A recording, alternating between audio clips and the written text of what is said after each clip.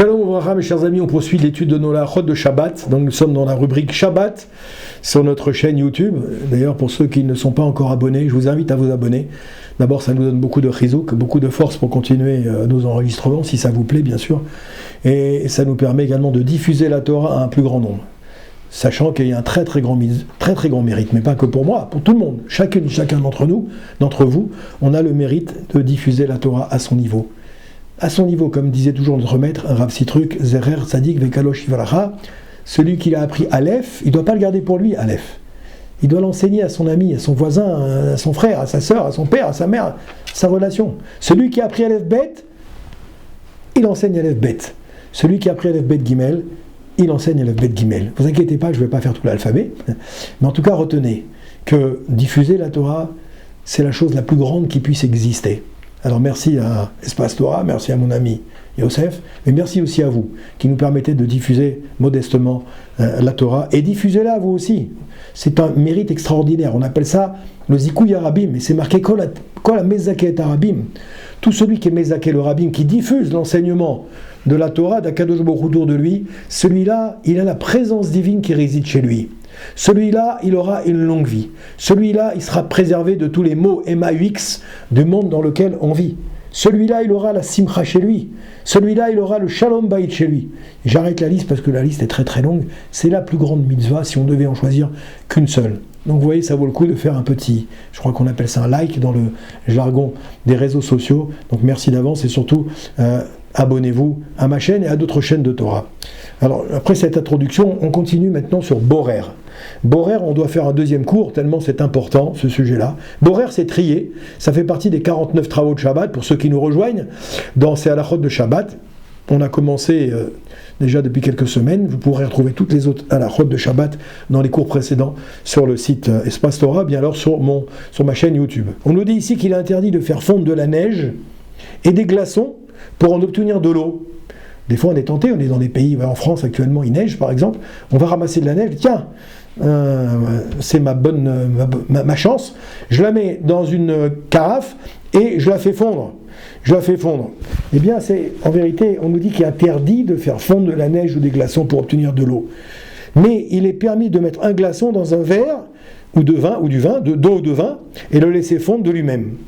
Parce que si on ne le fait pas laisser fondre de lui-même, mais si on prend de la neige qu'on va faire fondre ou de la glace, ça sera considéré comme borer, trier. Deuxième halakha, il ne faut pas remuer les glaçons dans le verre avec une cuillère pour accélérer la fonte. Il faut laisser faire tout seul. Ça aussi, c'est dans le même chapitre que Borer. Tout ça, vous trouvez ça dans le Yalkut Yosef, dans le 3e volume sur Shabbat. Par contre, il est permis de remuer un verre sans ustensile pour accélérer la fonte. Vous savez, on prend le verre, on fait comme ça, on le remue comme ça. On a une petite anisette ou une petite bocha ou un petit whisky avec un glaçon comme ça. D'accord, on se met déjà en condition de Shabbat. Eh bien, ça, on a le droit de le faire. Mais, par contre, il ne faut pas le faire avec un ustensile. Dans ce cas, c'est une action indirecte qui s'appelle en hébreu gramma.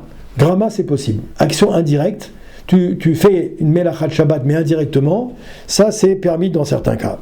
Oui. Il est permis de poser des cubes de glace sur des fruits pour les refroidir. Pourquoi ? Parce que les glaçons, pareil, ils vont fondre d'eux-mêmes. Tout ça, ça pose pas de problème. Il est permis de piler un gros morceau de glace pour obtenir des petits morceaux de glace. Vous savez, des fois, dans le frigidaire, le congélateur, moi, ça m'arrive, les glaçons, ils se solidifient et il faut un gros bloc comme ça. Alors, il nous explique ici que tu peux prendre le gros morceau de glace et tu vas, comme ça, piler, d'accord, pour les mettre dans les verres. Il nous dit Yalkut Yosef, chapitre 3 toujours, chapitre 362. Par contre, on ne pourra pas le faire avec des petits glaçons. Pourquoi ? Parce que les petits glaçons, ils sont déjà adaptés à la taille du verre, et de ce fait, tu ne peux pas les casser encore plus. Ça, tu ne peux pas le faire. Un glaçon, on est obligé parce que ça ne rentre pas dans le verre. Donc tu peux le faire. C'est pour le honeg aussi. Vous savez, il y a un kiff de boire frais quand il fait chaud, particulièrement. Ou il y a des boissons qui ne se boivent que frais. La bocha doit se boire frais, vous voyez. Le Ricard ou le Phoenix doivent se boire frais aussi. Chaud, c'est pas terrible. Il est permis de mettre des morceaux de sucre dans un verre de thé et de les écraser avec la cuillère. On pourrait se dire, dans ce cas-là, on n'a pas le droit de prendre du sucre, de le faire fondre de manière volontaire comme ça dans le sucre. Il dit oui, on a le droit de le faire. Donc il est permis, je répète, de mettre des morceaux de sucre dans un verre de thé et de les écraser avec la cuillère. En Chazon Ovadia, chapitre 4. Il est permis de préparer des glaçons en versant de l'eau dans un bac à glaçons, à condition qu'on ait l'intention de les consommer Shabbat. Je ne peux pas préparer mes glaçons maintenant pour ce soir ou pour demain. Ça, il faut que j'attende maintenant la sortie de Shabbat. Il est même permis d'ajouter un peu d'eau pure sur un bac à glaçons pour faire sortir plus facilement les glaçons, vous savez. Parce que cette quantité, en vérité, c'est une quantité infime qui ne sera pas utilisée. Donc ça, on peut le faire. Ça nous arrive des fois. Le tiroir est bloqué pour sortir les glaçons. On peut mettre un peu d'eau dessus. On peut marcher sur la neige, bien qu'en posant les pieds sur la neige, eh bien, on va accélérer la fonte, d'une certaine manière. Et notre intention, elle est uniquement de marcher. Elle n'est pas de faire fondre la neige. Donc ça, c'est tout à fait permis. Ok ?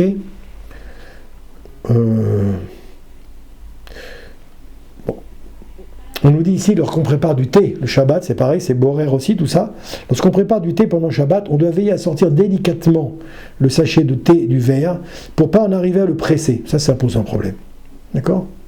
On va transgresser Srita. C'est une autre interdiction qu'on verra plus tard.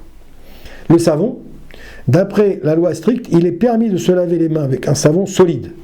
Néanmoins, il est recommandé d'utiliser uniquement du savon liquide pour éviter tous les problèmes liés à l'interdit d'étaler. Parce que c'est vrai que le savon solide, tu dois étaler comme ça, tu dois t'en mettre beaucoup sur les mains, et ensuite tu dois étaler sur la main. Bon, aujourd'hui, on ne se lave plus tellement avec du savon solide. Hein. Rares sont les maisons où il y a un savon solide. Aujourd'hui, c'est que des berlingots comme ça, je ne sais pas qu'on appelle ça, là, des petits flacons comme ça. C'est un savon liquide aujourd'hui. Hein. Mais en tout cas, le savon solide, il faut faire attention, ça peut poser problème, parce que c'est comparé à Memaréar. Il est interdit d'utiliser une éponge mouillée pendant Shabbat, car on essore le liquide qui est contenu à l'intérieur en le pressant. Mais il est permis d'utiliser une éponge qui est munie d'un manche. Pourquoi ? Parce que s'il y a un manche, ça devient gramma, c'est une action indirecte. Et ça, j'aurai le droit d'utiliser. Il est permis de faire la vaisselle avec une brosse en poil synthétique, comme par exemple les brosses qu'on utilise pour laver les biberons, vous savez, ou une éponge en nylon, puisque le nylon, ça ne va pas absorber les liquides. Aujourd'hui, il y a des éponges spéciales en nylon qui ont été fabriquées pour Shabbat. Bon, vous n'êtes pas obligé de prendre ça. Faire attention simplement de ne pas essorer, etc. Srita. Et il est interdit d'essorer les cheveux. Par conséquent, il faudra veiller à ne pas les essuyer fortement s'ils sont mouillés pendant Shabbat. Mais seulement poser dessus une serviette pour qu'ils sèchent naturellement. D'accord ? Une femme qui s'est trempée au mikvé le vendredi soir, elle devra poser simplement la serviette sur ses cheveux et attendre qu'ils sèchent. Voilà mes chers amis pour ce chapitre de Borer. J'espère que vous en ferez une bonne utilisation.